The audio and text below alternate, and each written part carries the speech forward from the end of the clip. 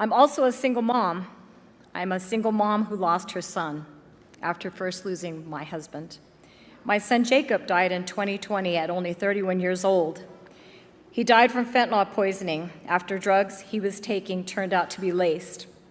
He had enough fentanyl to kill 3 healthy people. Jacob was an avid tennis watcher and a dedicated cyclist. It was devastating when he died. It still is. Losing a child isn't something you get over. But I've made sure every single day since to make sure his death meant something, which is why I'm here today. When I heard what Vice President Harris had to say at the Oprah Town Hall, I knew she was going to be a fighter for me, for Jacob, and for families like ours who have lost our loved ones. Vice President Harris understands what fentanyl has done to families and to kids in this country. That's why she backed the bipartisan border deal, the one Trump tanked. That would have allowed us to stem the flow of fentanyl. And it's why she's here in Douglas, a town that my husband grew up in and where we have so much family. Thank you to all the folks here today for supporting me. I trust Harris to get the job done because she's done it. As Attorney General, she took on these drug cartels that smuggled drugs across the U.S. border. She protected people when it mattered most. She's here today because she cares about us. She cares about our families, and she cares about securing the border. Now, it's my honor to introduce Vice President Kamala Harris.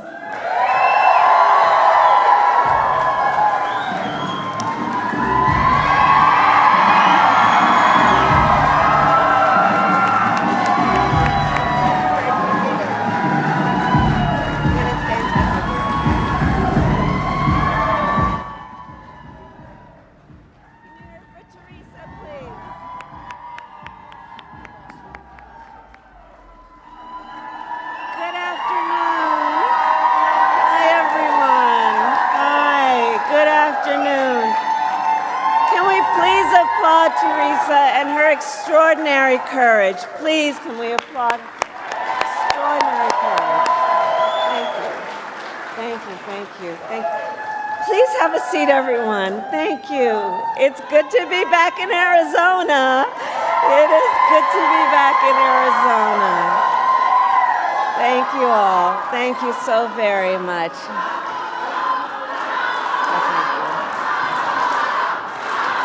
Thank you. Thank you. Thank you, thank you, thank you, thank you, thank you. I appreciate it. Thank you so very much. I just wanted for a moment to speak about Teresa. We had some time together backstage, and you know, I think that in moments of crisis, such as the fentanyl crisis, there are people who, through their suffering and their pain, rise with courage in such a selfless way, to be a voice for others with the anticipation and the hope and the hard work of hoping that their story will be the reason other people don't have that story.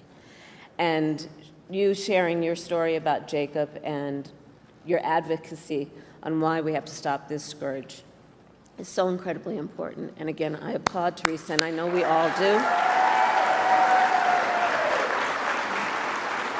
And our need to stop this issue is one of the reasons that we are all here together today.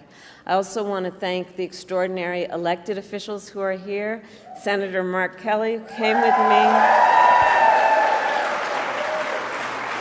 He and his extraordinary wife, Gabby Giffords, traveled with me from Washington, D.C. to be here, and Senator Kelly has been talking with me for quite some time about the importance of this visit. And so I thank you in front of all of our friends for your work. Thank you. Thank you. Thank you. Attorney General Chris Mays, who just tore up the floor.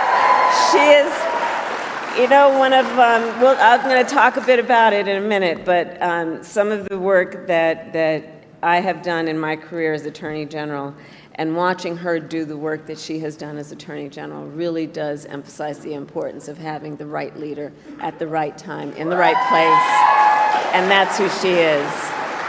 Mayor Hewish, I thank you for the warm welcome. We've spent some time together. You've shared with me the needs of your community, and I thank you for your leadership as well. And to all the elected and community leaders here today, thank you for taking the time out of your busy lives to be here this afternoon.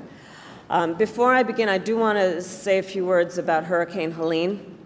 I spoke this morning with our FEMA Administrator, Chris Well, and President Biden and I, of course, will continue to monitor the situation closely. We have mobilized more than 1,500 federal personnel to support those communities that have been impacted. We have food, water, and generators that are ready for deployment. And we are working to restore power for millions of people who currently are experiencing outages. And I just want to stress, and for the press that is here, to those who are watching, the storm continues to be dangerous and deadly, and lives have been lost, and the risk of flooding still remains high. So I continue to urge everyone to please continue to follow guidance from your local officials until we get past this moment. So thank you all, and now I'll speak about, in particular, the people who are here today and why we are gathered here together today. So Arizona, I think you all know, and this is why you are here, there are consequential issues at stake in this election. And one is the security of our border. The United States is a sovereign nation, and I believe we have a duty to set rules at our border and to enforce them. And I take that responsibility very seriously. We are also a nation of immigrants. The United States has been enriched by generations of people who have come from every corner of the world to contribute to our country and to become part of the American story. And so we must reform our immigration system to ensure that it works in an orderly way, that it is humane, and that it makes our country stronger.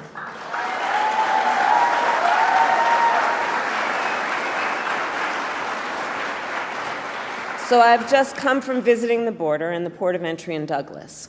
I spoke with dedicated agents from Border Patrol and Customs officers who every day see the overflow of commercial traffic through the port. These men and women who work there and at other places along our southern border help keep our nation secure. And they need more resources to do their jobs, which is why we have and are in the process of investing $500 million to modernize and expand the port of entry here in Douglas.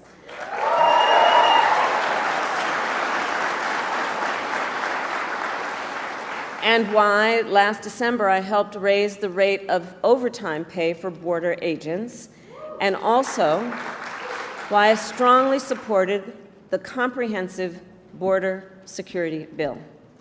Written last year, as you know, by a bipartisan group of senators, including one of the most conservative members of the United States Congress. That bill would have hired 1,500 more border agents and officers. It would have paid for 100 inspection machines to detect fentanyl that is killing tens of thousands of Americans every year.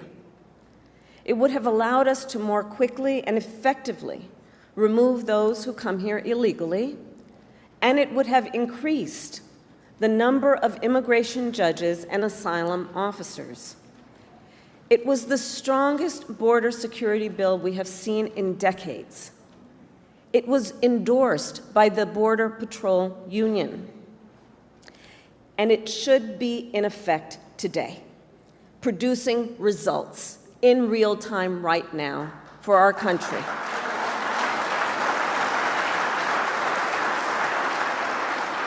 But Donald Trump tanked it.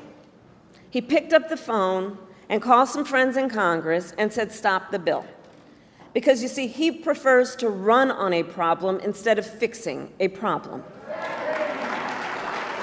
And the American people deserve a president who cares more about border security than playing political games and their personal political future.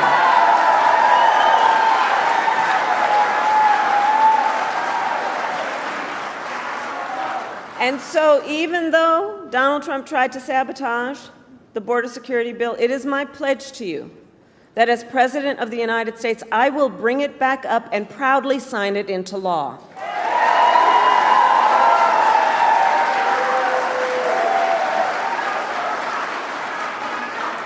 And let me say, the issue of border security is not a new issue to me. I was Attorney General of a border state for 2 terms. I saw the violence and chaos that transnational criminal organizations cause, and the heartbreak and loss from the spread of their illicit drugs.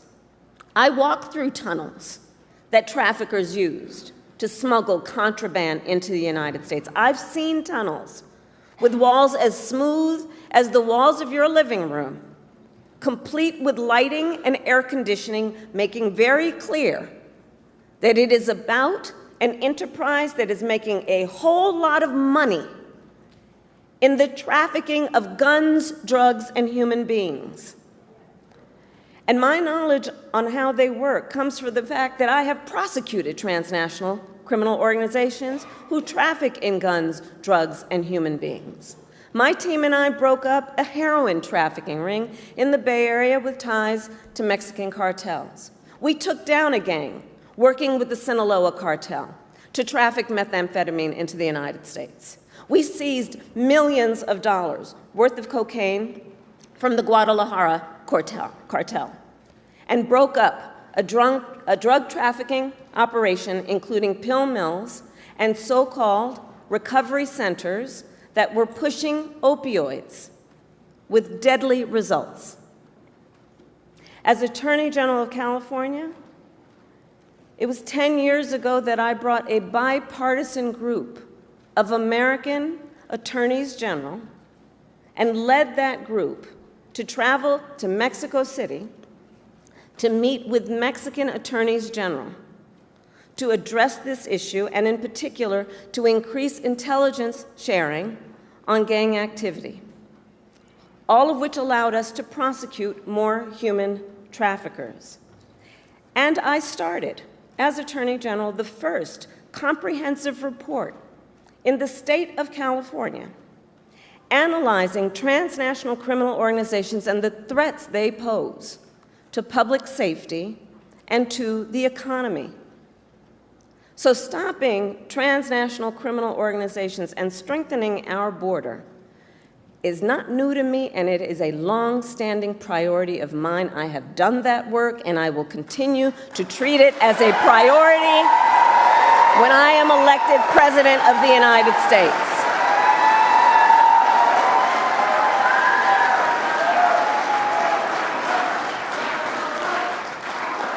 And it is my pledge to you, understanding how solutions get formed, that I will reach across the aisle and I will embrace common sense approaches and new technologies to get the job done.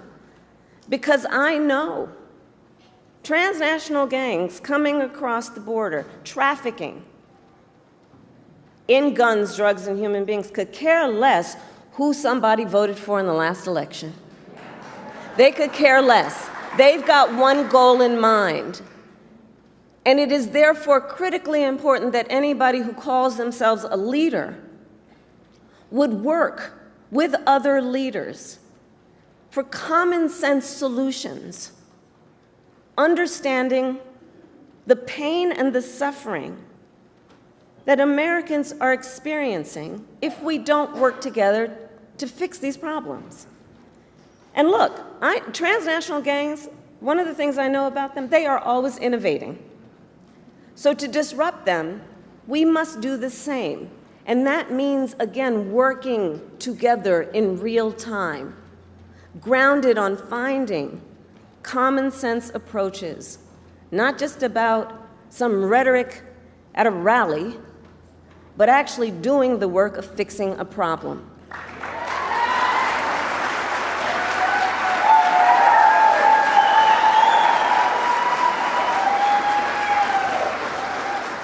And as president, I won't only bring back the border security bill that Donald Trump tanked, I will do more to secure our border. To reduce illegal border crossings, I will take further action to keep the border closed between ports of entry. Those who cross our borders unlawfully will be apprehended and removed and barred from re-entering for 5 years. We will pursue more severe criminal charges against repeat violators. And if someone does not make an asylum request at a legal point of entry and instead crosses our border unlawfully, they will be barred from receiving asylum. While we understand that many people are desperate to migrate to the United States, our system must be orderly and secure. And that is my goal. And that is my goal. Securing our border also means addressing the flow of fentanyl into our communities. Fentanyl is a scourge on our country. The nature of it as a drug is such that it is highly addictive and it is highly lethal. So much so that using it one time only can be fatal. I have met far too many families, parents, loved ones who have lost a family member, a child, to fentanyl. And their grief is heartbreaking. And the devastation caused by fentanyl is being felt from rural communities to big cities. It's impacting communities across our country, regardless of where they are geographically, politically, or any other demographic you choose to talk about. It's a scourge in our country, and we have to take it seriously. And as president, I will make it a top priority to disrupt the flow of fentanyl coming into the United States.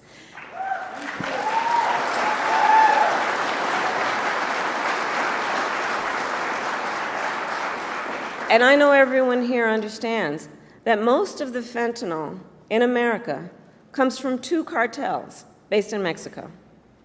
Most often, they are smuggling it through vehicles at legal ports of entry, like the one I visited today.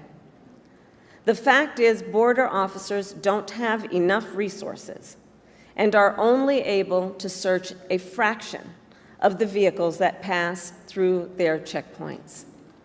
This is unacceptable. They need the resources to do their jobs.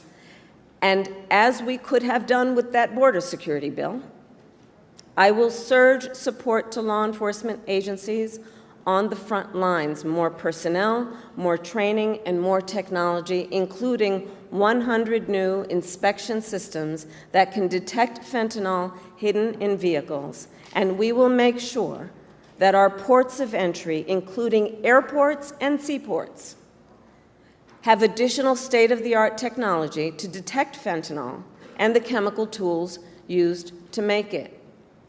I will also double the resources for the Department of Justice to extradite and prosecute transnational criminal organizations and the cartels.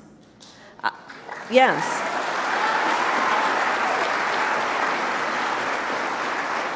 I will ensure that we target the entire global fentanyl supply chain because we must materially and sustainably disrupt the flow of illicit fentanyl coming into our country. My approach takes into account also that the precursor chemicals used to make fentanyl are by and large made in China and then shipped to Mexican cartels and trafficked right here into the United States. Our administration demanded that China crack down on the companies that make those chemicals, and it has started to happen. But they need to do more. And as president, I will hold them to their commitment to significantly reduce the flow of precursor chemicals coming from China.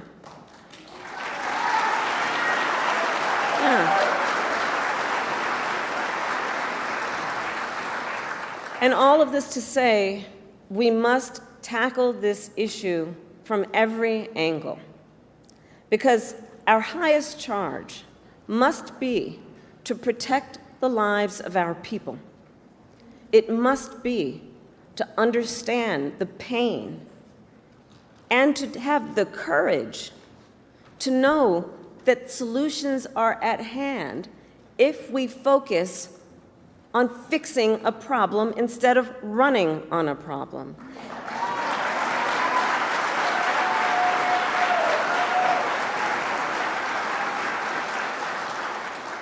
And on this issue, writ large, we must ensure that our country remains strong and competitive, which includes fixing our broken immigration system. And let me be clear, I reject the false choice. I reject the false choice that suggests we must either choose between securing our border or creating a system of immigration that is safe, orderly, and humane. We can and we must do both. We must do both.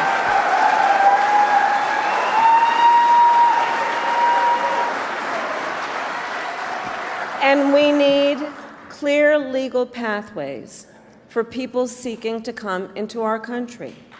And we must make our current system work better. For example, it can take years for asylum claims to be decided.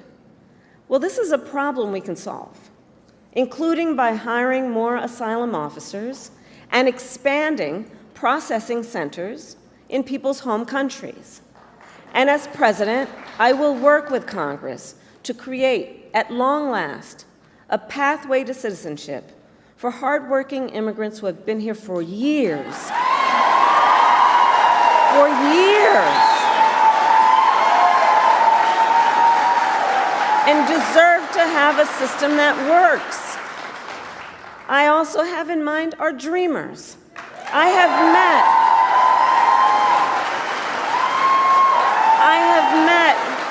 with so many of our dreamers throughout my career. They who have grown up in the United States, were educated here, pay taxes here, serve in our military, and contribute to our communities every day.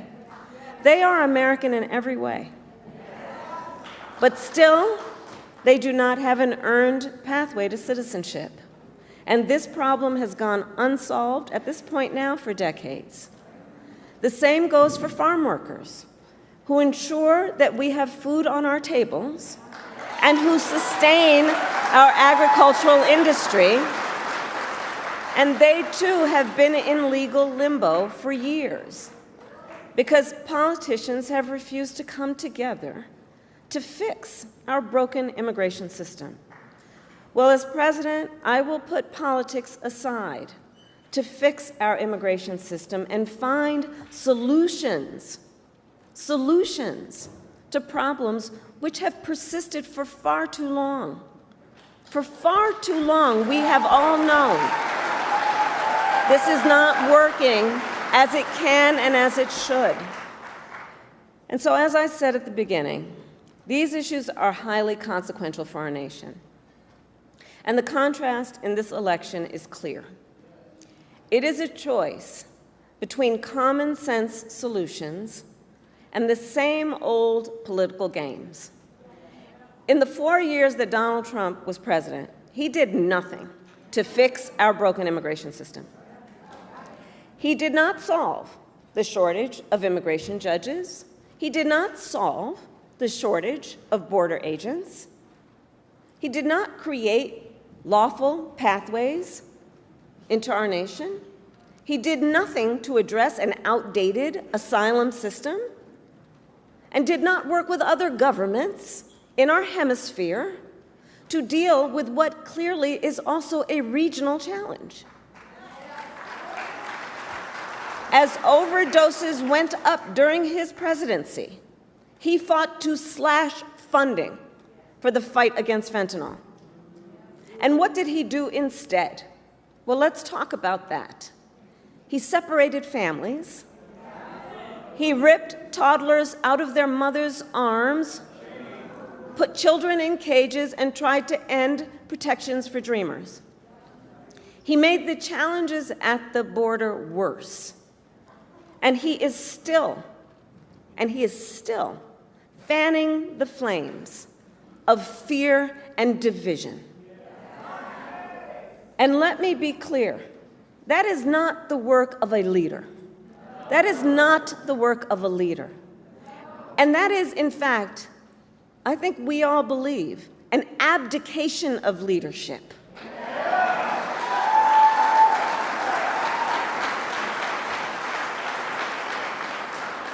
And so, on behalf of all across our nation who want to see these problems solved, I say we cannot accept Donald Trump's failure to lead.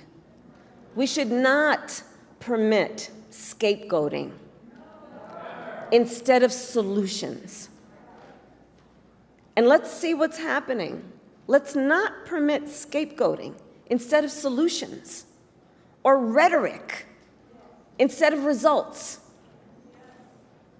As your president, I will protect our nation's sovereignty, secure our border, and work to fix our broken system of immigration. And I will partner with Democrats, Republicans, and independents to do it.